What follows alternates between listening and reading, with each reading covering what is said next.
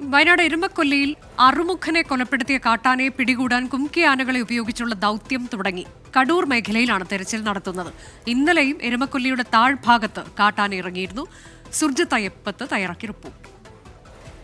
കുങ്കിയാനകളായിട്ടുള്ള ഉണ്ണികൃഷ്ണനെയും വിക്രമനെയും ഇറക്കിയത് കടൂർ ഭാഗത്താണ്. ഈ കടൂർ ഭാഗം എന്ന് പറയുന്നത് ഈ സംഭവം ഉണ്ടായ, അതായത് ഈ ആറുമുഖനെ ആക്രമിച്ച പ്രദേശത്തിൻ്റെ ഏതാണ്ട് തൊട്ടടുത്തുള്ള തേയിലത്തോട്ടം ഉൾപ്പെടുന്ന മേഖലയാണ് ഈ കടൂർ എന്ന് പറയുന്നത്. എരുമക്കൊല്ലിയോട് ചേർന്നുള്ള പ്രദേശമാണിത്. ലിംബിലേരി ഉൾപ്പെടെയുള്ള പ്രദേശങ്ങളുണ്ട്. ഇതിന് അടുത്തുള്ള പ്രദേശങ്ങളിൽ കാട്ടാനയുടെ സാന്നിധ്യം, അതായത് ആക്രമിച്ച കാട്ടാനയുടെ സാന്നിധ്യം ഉണ്ടാകാനുള്ള സാധ്യത തള്ളിക്കളയാൻ കഴിയുകയില്ല.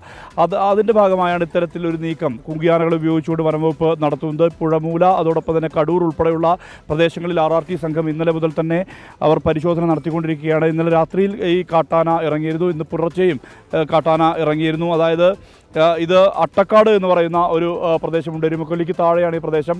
അവിടെയാണ് ഈ കാട്ടാന. നേരത്തെ തന്നെ അതുമായി ബന്ധപ്പെട്ട ദൃശ്യങ്ങളൊക്കെ തന്നെ നമ്മൾ നൽകിയതുമാണ്.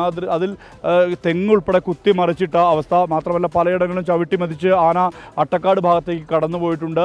അത് ഇന്ന് പുലർച്ചെയാണ് ആ സംഭവം ഉണ്ടായത്. ആ ആന കടന്നുപോയ ആ ഒരു പ്രദേശത്തെല്ലാം തന്നെ വനംവകുപ്പ് ഉദ്യോഗസ്ഥർ പരിശോധന നടത്തി. ഈ പരിശോധനയുടെ ഭാഗമായാണ് ഇപ്പോൾ നിലവിൽ ഈ കടൂർ ഭാഗത്ത് ഒരു പക്ഷേ ഈ കാട്ടാനയുടെ സാന്നിധ്യം ഉണ്ടാകാനുള്ള സാധ്യത തള്ളിക്കളയാൻ കഴിയുകയില്ല എന്നുള്ള നിലപാടിൽ വനംവകുപ്പ് ഉദ്യോഗസ്ഥർ എത്തിച്ചേർന്നത്. ഇതിൻ്റെ ഭാഗമായാണ് ഇത്തരത്തിൽ ഒരു അന്വേഷണം ഇവിടെ നടത്തിക്കൊണ്ടിരിക്കുന്നത്. അതായത് ഒരു തെരച്ചിലാണ് നടന്നുകൊണ്ടിരിക്കുന്നത്. തെരച്ചിലിൻ്റെ ഭാഗമായാണ് ഈ കുങ്കിയാനകളെ കൂടി ഉപയോഗിക്കുന്നത്. മുത്തങ്ങ ആനപ്പന്തിയിൽ നിന്നും ഉണ്ണികൃഷ്ണൻ, അതോടൊപ്പം തന്നെ വിക്രം എന്നീ കൊമ്പന്മാരെയാണ് ഇതിനായി ഉപയോഗിച്ചുകൊണ്ടിരിക്കുന്നത്. ഈ മേഖല കേന്ദ്രീകരിച്ചാണ് ഇപ്പോൾ തിരച്ചിൽ നടത്താനുള്ള തീരുമാനത്തിലേക്ക് വനംവകുപ്പ് എത്തിയിട്ടുള്ളത്. ഈ പുഴമൂല ഉൾപ്പെടെയുള്ള പ്രദേശങ്ങൾ, അതായത് എല്ലാം തന്നെ ചേർന്ന് കിടക്കുന്ന പ്രദേശങ്ങളാണ്. ഏറ്റവും വല്ലാത്ത പ്രതിസന്ധി എന്ന് പറയുന്നത് ഇവിടുത്തെ ഭൂമിശാസ്ത്രമാണ്. കാരണം തേയിലക്കാടുകളും ഒപ്പം തന്നെ മറ്റ് വനം ഭാഗവും ഉൾപ്പെടുന്ന ഒരു പ്രദേശമാണിത്. ചെമ്പ്രമലയുടെ കീഴെ വരുന്ന സ്ഥലമാണ്. മേപ്പാടിക്ക് അടുത്താണ് ഈ സ്ഥലമുള്ളത്. അതുകൊണ്ട് തന്നെ ഈ ആളുകളെ സംബന്ധിച്ചിടത്തോളം ഈ ജനവാസ മേഖലയിലേക്ക് ഈ ആനകൾ ഇറങ്ങുന്നത് വലിയ രീതിയിലുള്ള പ്രതിസന്ധിയാകുന്നുണ്ട്, ബുദ്ധിമുട്ട് സൃഷ്ടിക്കുന്നുണ്ട്.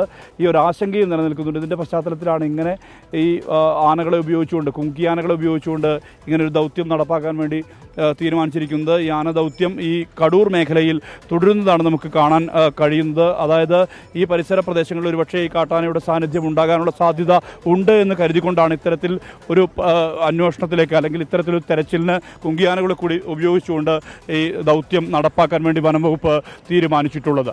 മനു ദാമോദരനൊപ്പം സുർജിത്ത് അയ്യപ്പത്ത്, 24 വയനാട്.